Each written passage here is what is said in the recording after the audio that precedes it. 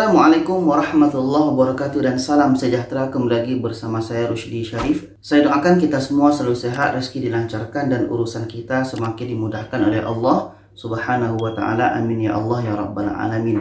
Jadi ini berkenaan dengan video semalam dan juga yang kita tahu bahwa bulan depan, bulan 4 itu Malaysia telah membuka sempadannya bagi yang bukan warga negara. Karena telah sangat lama pintu sempadan Malaysia ditutup ya. Jadi ini kita harus sama-sama peka dengan peraturan yang terbaru ini. Tentunya peraturan yang akan datang ini begitu sangat ketat ya. Dan pada video semalam itu telah saya jelaskan bahwa ada beberapa syarat, ada beberapa prosedur yang harus kita jalani sebelum masuk ke Malaysia. Di antaranya itu ada kita harus mengisi borang pra pelepasan, yang mana itu kita harus isi pada aplikasi MySejahtera. Dan aplikasi MySejahtera tentunya kita harus download dulu. Harus kita download dulu. Setelah itu kita harus tes PCR 2 hari sebelum keberangkatan. Dan yang tak kalah pentingnya lagi adalah kita harus buat asuransi COVID. Nah, berkenaan dengan asuransi atau iuran COVID ini, kita tunggu saja daripada kerajaan Malaysia bagaimana detailnya. Apakah sama dengan asuransi COVID ketika masuk ke Langkawi hari itu? Wah, itu sangat mahal. Apakah kita bisa menggunakan BPJS untuk masuk ke Malaysia? Itu tidak bisa, karena BPJS hanya bisa digunakan di negara kita. Jadi berkenaan dengan asuransi COVID ini, kita tunggu saja detailnya. Apakah asuransi COVID ini yang bisa kita buat di Prudential atau di Tuntok atau tempat-tempat atau company yang menyediakan jasa insuran COVID-19 ini. Ketika saya tanya kepada beberapa rujukan saya berkenaan dengan asuransi COVID ini, ada beberapa tempat yang bisa menyediakan untuk asuransi COVID ini.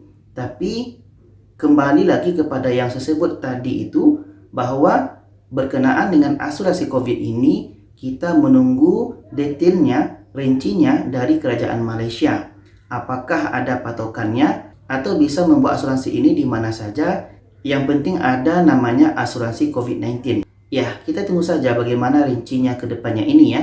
Dan yang tak kalah pentingnya lagi, ketika kita mau masuk ke Malaysia, jangan kita lupakan SOP atau technical yang dulu sebelum kita COVID itu. Apa itu yang perlu kita perhatikan? Yaitunya kita harus ada tiket pulang.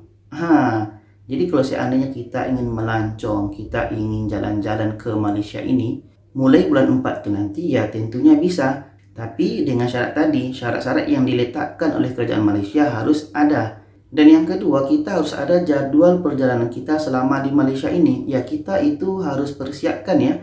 Ya, mana tahu nanti ditanya ketika masuk ke Malaysia di immigration ya. Ya, bagi kita yang biasa keluar negeri pasti pertanyaan ini biasa. Mana tiket baliknya? Mana jadwal perjalanannya? Kemana saja kita akan pergi? Yaitu pertanyaan yang biasa. Dan yang ketiga, berapa duit yang kita bawa? Apakah kita mencukupi atau tidak? Kalau kita pergi jalannya 1 minggu, ya kita akan dilihat berapa duit yang kita bawa untuk 1 minggu. Kalau kita rupanya pergi berjalan ini wisatanya melancongnya 2-3 minggu, ya kita akan dilihat berapa duit yang kita pegang. Nah, di situ nanti akan dilihat sesuai tidak seseorang ini bisa masuk ke Malaysia, seperti itu ya. Dan yang keempat tentunya tempat tinggalnya. Apakah tinggal di rumah saudara atau di tempat penginapan atau di hotel ya. Jadi syarat-syarat yang seperti ini harus kita perhatikan. Jangan kita hanya main masuk saja, tapi syarat yang 4 tadi ini kita tidak perhatikan. Nah, 4 hal ini wajib kita perhatikan ya. Menyusul nanti berkenaan dengan asuransi COVID ini bagaimana rincinya. Jadi itu saja, semoga bisa dipahami. Jadi ada 2 hal yang saya sampaikan tadi. Yang pertama berkenaan dengan SOP ketika masuk ke Malaysia. Apakah mengisi borangnya, apakah tes PCR-nya, apakah nanti berkenaan dengan asuransi COVID-nya, dan juga nanti tambahannya berkenaan vaksin, tak vaksin, itu berkenaan dengan SOP masuk ke Malaysia-nya. Dan yang kedua tadi berkenaan dengan persiapan diri kita masuk ke Malaysia, apakah ada tiket baliknya atau tidak. Yang kedua, jadwal perjalanan kita selama di Malaysia. Yang ketiga, duit yang kita bawa ketika masuk ke Malaysia. Dan yang keempat, tempat tinggal kita selama di Malaysia. Dan ingat, kalau kita ingin melancong ke Malaysia, pastikan betul-betul melancong ya. Jangan ada agenda lain. Kalau ada agenda lain ini bahaya, karena nanti kita akan terdaftar si A ini masuk ke Malaysia tapi belum keluar-keluar.